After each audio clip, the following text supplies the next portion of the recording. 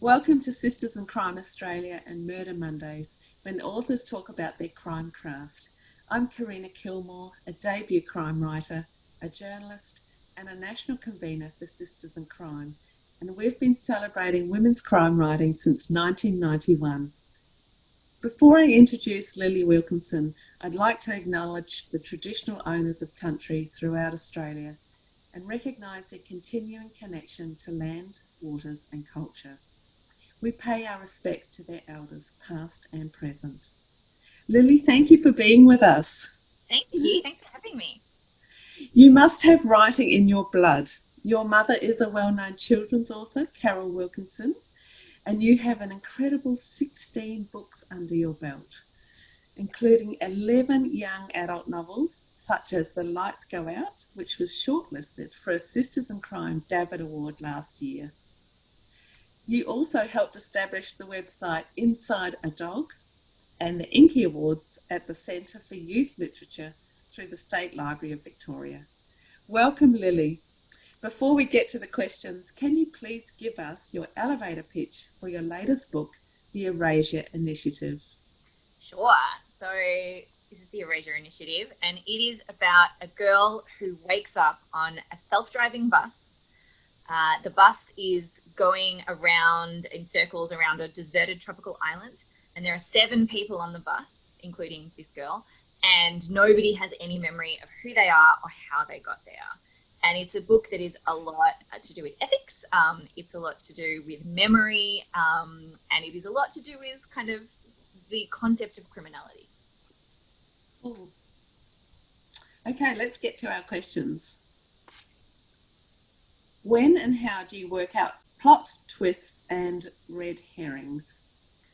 With the Erasure Initiative, I had to do it all beforehand because the book is it's kind of a closed room mystery in a lot of ways. Like, most of the book is set just on this bus, and a bus is a pretty boring kind of setting, really. There's interesting things out the windows, but the bus itself is very kind of static, and the 7 people on the bus don't have any memory, so it's very difficult to deliver exposition as well. So I was really aware that the book could become boring very, very quickly. So I needed it to be an extremely tightly plotted thriller.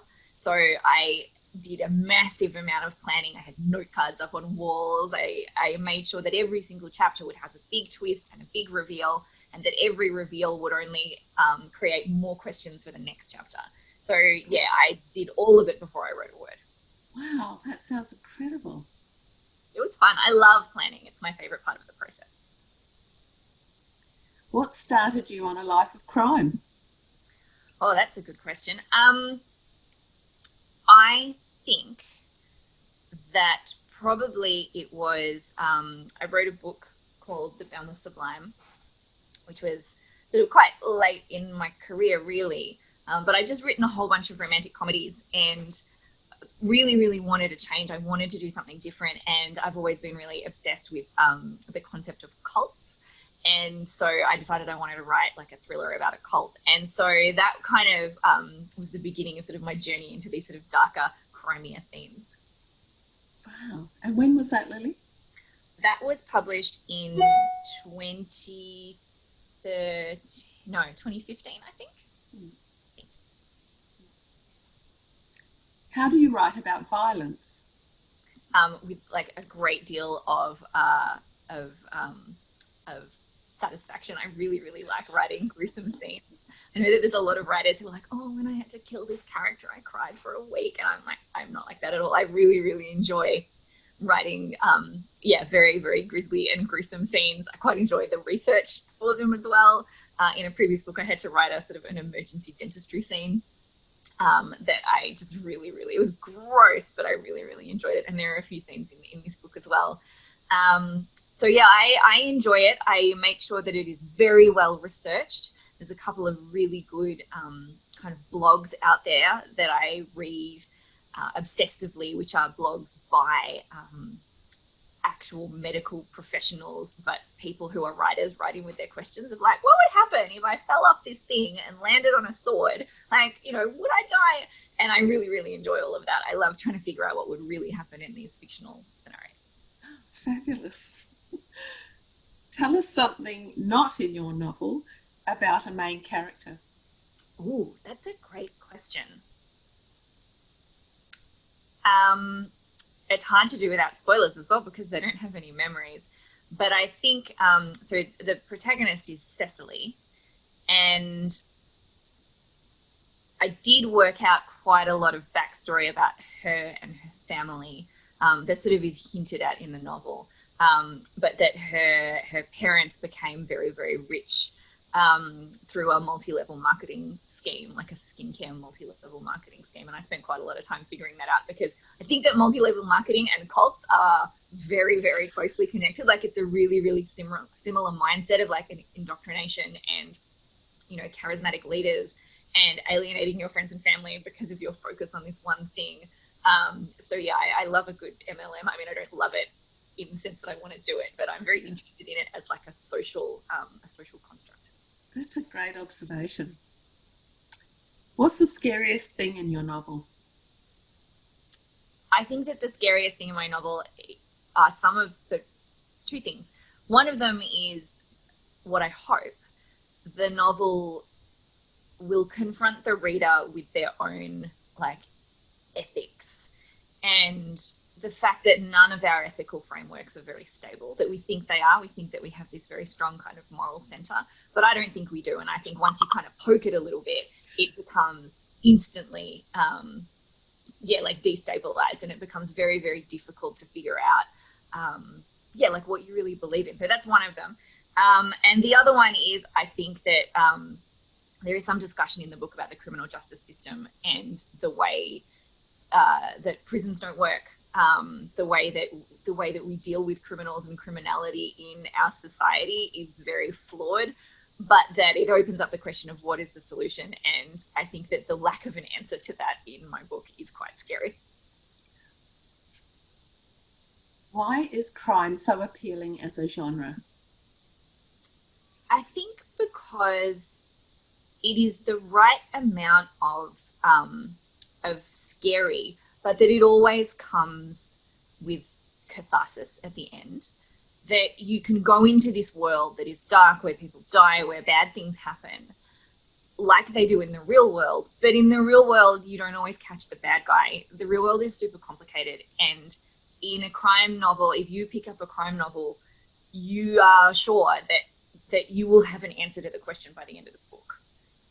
And in the real world, we don't get that. We don't get that catharsis. We don't get the answers to all of our questions because the world is too complicated. Yeah. What's the best way to dig yourself out of a bad plot hole? You write a list of 15 possible things that could happen next, and you give yourself permission to make those 15 things as silly as possible. I always suggest starting out with number one is your character gets abducted by aliens, because it's very silly unless you're writing a legit alien invasion novel, and then that's different. But give your brain permission to think of silly ideas, because if you're only trying to think of good ideas, you can kind of block off parts of your creativity. So start silly and then just see what comes. And I've never not gotten a good idea out of doing that. Fantastic. How do you approach representing diverse communities? Carefully. I think that it's something that that all writers, and particularly, white writers, are struggling with at the moment, and are thinking about. And if they're not struggling with it and thinking about it, then they're probably doing something wrong. I think it's a time of great change. So what I am trying to do is listen a lot to voices from those marginalized communities. I think that it's important for me to include diverse characters in my books, because I don't want, like when I go to some posh private school to give a speech, I don't want to say, here is my book full of only white characters, because then I'm sending a message that only white people's stories matter. However, there are certainly a lot of things I won't write about, because they are things that probably should be written by people from those identities and communities. So it's a real balancing act. And I know that I have made mistakes in the past, and I will, I'm sure, continue to make mistakes, but I am trying to do the best thing I can do, which I think is just listening and, trying to do the right thing. Yeah. Who should play your central character on the screen? Oh, definitely Elle Fanning. because I recently watched The Great, the series about Catherine the Great, which she's in. She was a revelation to me. She's so good, and she's really good at playing those twin sides of being like sweet and a little ditzy and pretty and blonde, but also like there's this dark, hidden, incredibly intelligent, ruthless side to her that I think suits Cecily very well. She's a wonderful actor. How important is place in your writing? It is very important, which was why it was interesting with the Erasure Initiative, because of the nature of the story. It is set in a sort of slight future, not specific time, and I really wanted it to be not set in a specific place either.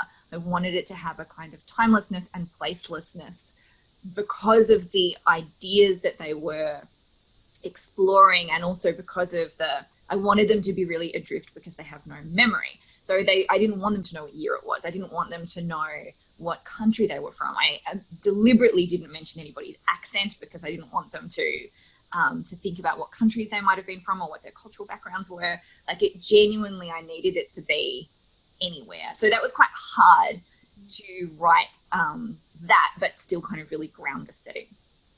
Yeah. What research did you do for your latest novel? A lot, particularly into criminal justice was a big one.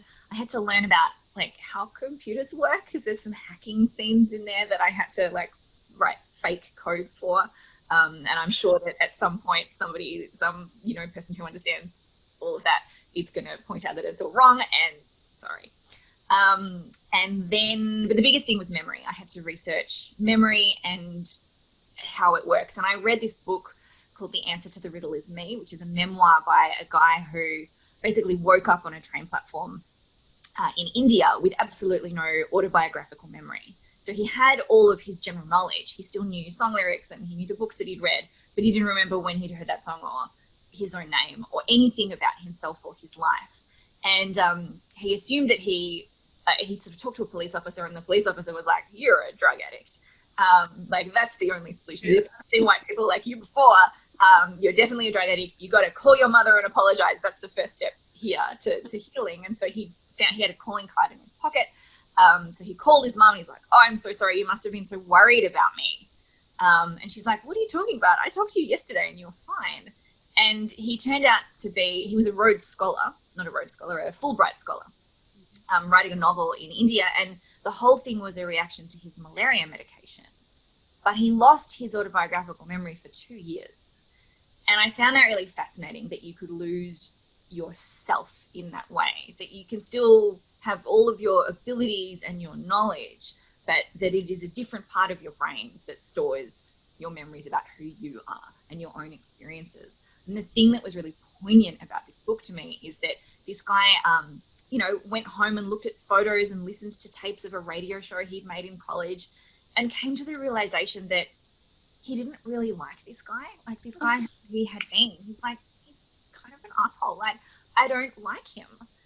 And that must be such a confronting thing to realize, to find yourself and then not like that person. So that was something that formed a really big kind of crux of the novel for me. But yeah, massive amounts of research, all sorts of other stuff too that would be spoilers. Okay. How much of you is in one of your characters? Good question. I think there's probably actually a little bit of me in all of them. I think that this is probably the novel that has the least amount of me in it, because the characters don't have any memory. What I really wanted to do was start them out as being very archetypal. So, there is a sensible, middle-aged white lady. There is a shy, nerdy Asian kid. There is like a hot, square-jawed jock. There's a pretty girl, and there's an anti-authoritarian girl with a shaved head and a prosthetic leg. And so I wanted to have these really clear, and there's like a doddery old lady, and there's like a criminally looking guy with too many tats and a really weathered face. And I wanted to start them out as these real archetype caricatures and cliches, and then to sort of poke into that and tear them apart, and for them to make assumptions about each other and themselves that all turn out to be wrong. So because of that, there actually isn't very much of me in there, other than the fact that there's always a little bit of me sort of everywhere, really, because it's my book. Sprinkled. Yeah. How many drafts do you write before handing it in? I don't know, because it's not like I start at the beginning and I go all the way to the end and then I start at the beginning, and I kind of edit as I go. But I usually wait until I've got a solid first draft that I'm happy with. And then I will usually send it to someone else, like to some writer friends, to some beta readers, to get their feedback on it. And then I will send it either to my editor or my agent, depending on what route I'm taking with this book. And then go from there. Fabulous. Who's your favourite crime fiction character? Good question. I think, well, at the moment, I'm currently, my son, I have a 5-year-old son, and he and I are reading the second book in the Sherlock Bones series, where Sherlock Bones is the skeleton of a tawny frogmouth in a museum, and Watson is a dead parrot who doesn't speak, is inanimate and dead. And he is a pretty great crime detective, I gotta say. He is, that's right. And our last question for today, how would you get away with murder? That's a good question. How would I get away with murder? I guess I would attempt to tell a really good story. I think that I would do a lot of research beforehand. I would create a plan. I would write many lists of 15 things that could happen next, and make sure that I had considered every different angle of the scenario before I leapt into action. Planner at work. Lili Wilkinson, thank you for being with us today. My pleasure. Thanks for having me.